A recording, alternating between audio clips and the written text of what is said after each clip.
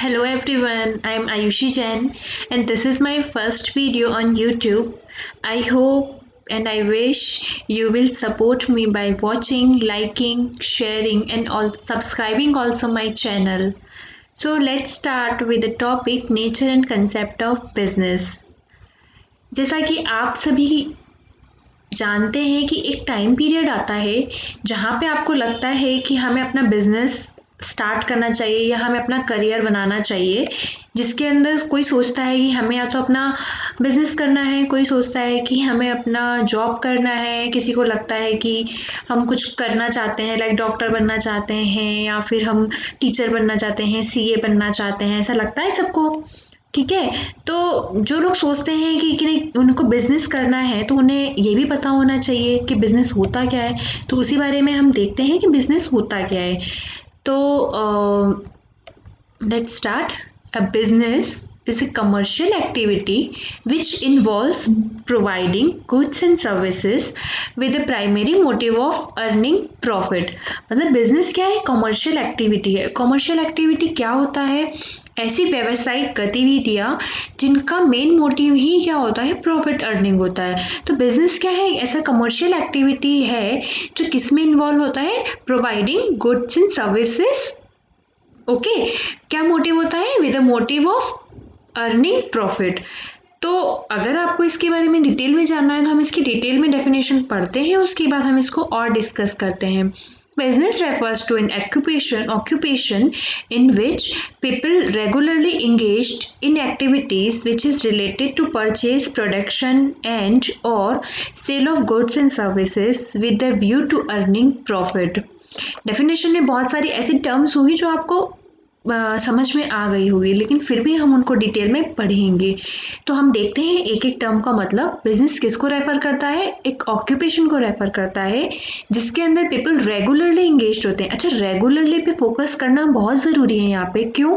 क्योंकि रेगुलरली का मतलब यहाँ पे इसलिए बताया गया है कि कोई भी अगर आप एक्टिविटी में इन्वॉल्व हो रहे हैं और जिसको आप बिजनेस का नाम दे रहे हैं तो उसका मतलब ये होता है कि आप उस एक्टिविटी में रेगुलर बेसिस पे, डेली बेसिस पे आप उसमें डील कर रहे हो। अगर आपने एक दिन करा वो काम, 2 दिन एक्टिविटी करी, फिर उसके बाद आपने उसको छोड़ दिया या बंद कर दिया तो आपका बिजनेस नहीं माना जाएगा।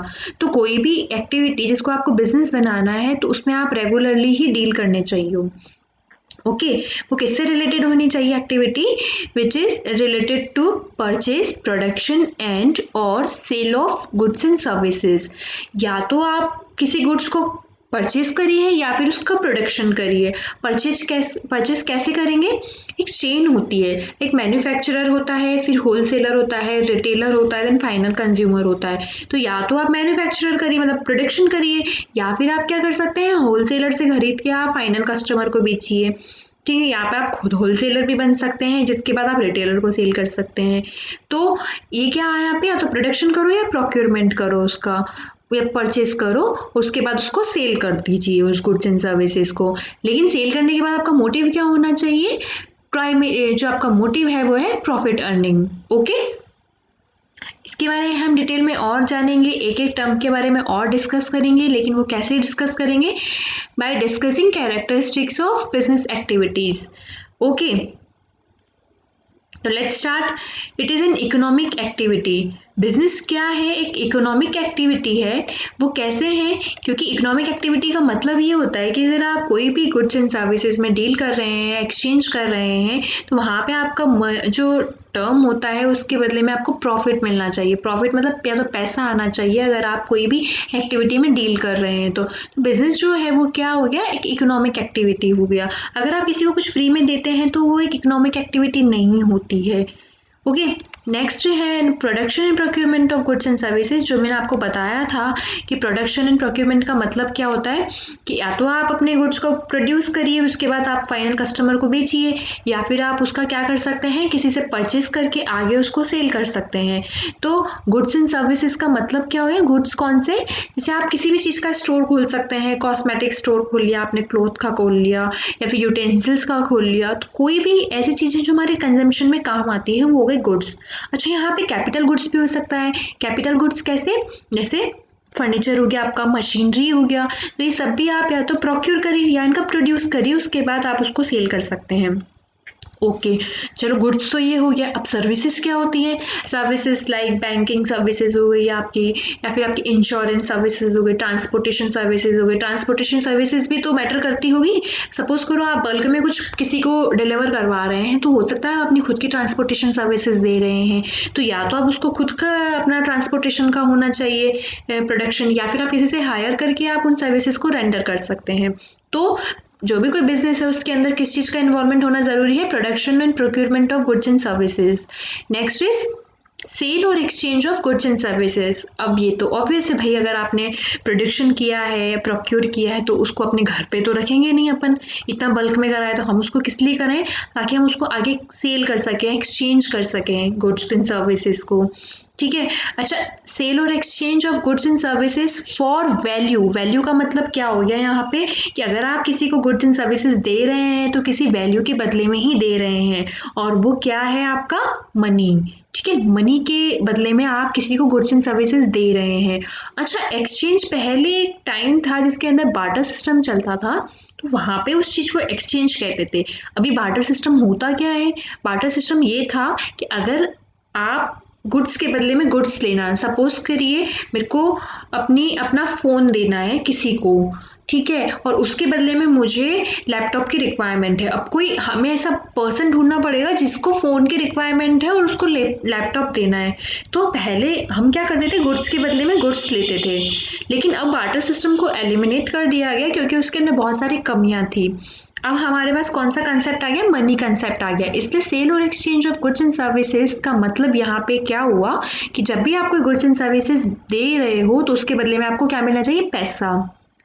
Okay, next is dealing in goods and services on regular basis. Regularly का मतलब मैंने आपको ऊपर डेफिनेशन में भी समझाया था, लेकिन फिर भी एक बार मैं बता देती हूँ कि रेगुलर बेसिस में ही आपका बिजनेस होना चाहिए। सपोज अगर आपने कोई खाना बनाया मम्मी ने और हमने खा लिया, तो वो रेगुलर बेसिस माना जाएगा?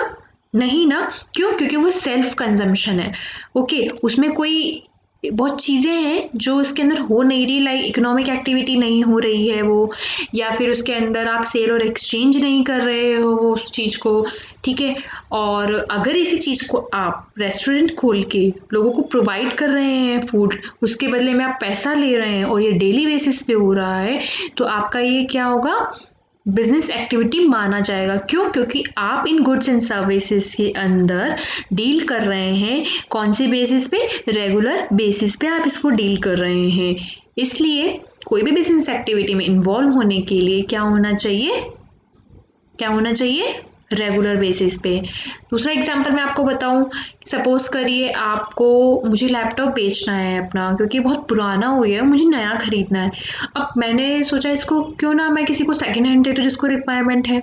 तो मैंने क्या किया? किसी को ढूंढा, किसी से पूछा कि अगर आपको सेकंड हैंड लैपटॉप चाहिए तो ले लीजिए। अब किसी ने बोला कि मुझे दे दो, मुझे ज़रूरत है, तो मैंने उसको दे दिया laptop.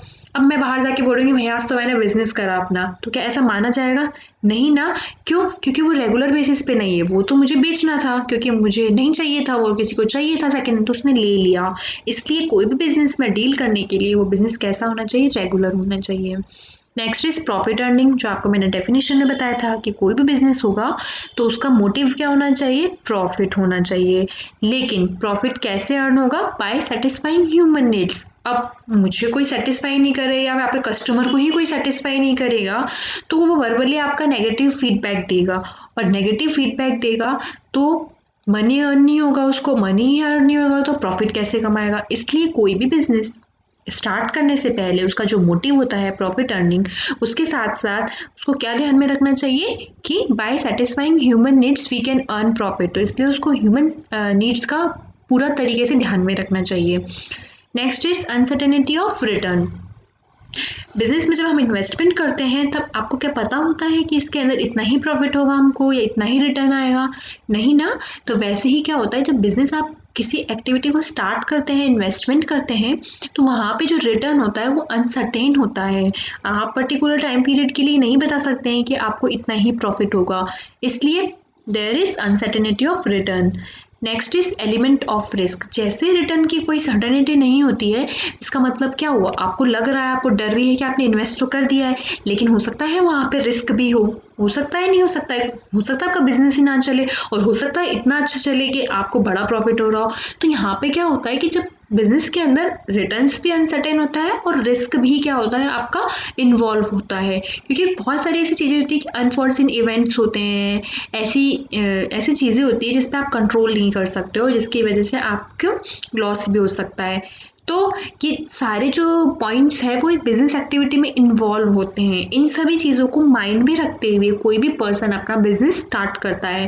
That's all about today's topic. Thank you.